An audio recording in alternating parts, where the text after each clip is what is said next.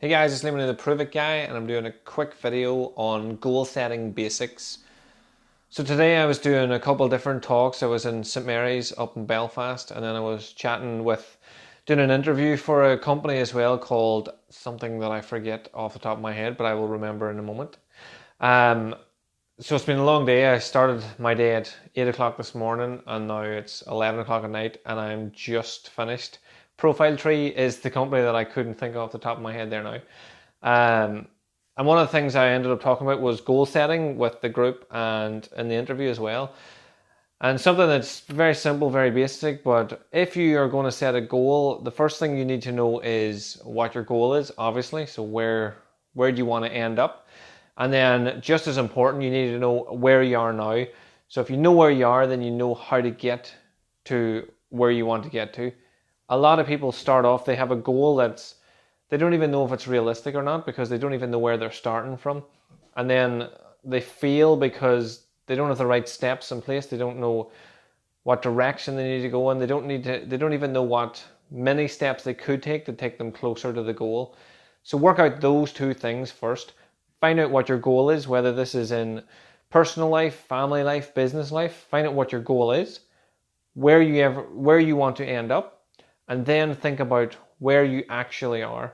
And the example I use is that if I was to kidnap you, bundle you into a car, and then just like drive you for 3 hours around in a circle, take you out of the car, and you don't know where you are. You're just in the middle of a field. You've no phone or anything that's going to tell you how to get to wherever it is that you want to get to. And then I just say to you, right, go find Oma, for example. If you have no idea where you're starting from, you're not even going to know which direction. So you might need to ask me a few questions like, which direction's Oma? Is there an easier option for me to take than just walking? Once you do that, then you can get to where you want to go a lot quicker. So if you make a goal, which I definitely think everyone should do, I think everyone should have goals in life. And I think that whenever you make these goals, you need to know where you are and where you want to be. Then along the way, you can ask people for help. You can ask people like myself or anyone else that you know that's already in the position that you want to be in. You can ask them for help. And again, that helps you achieve your goals.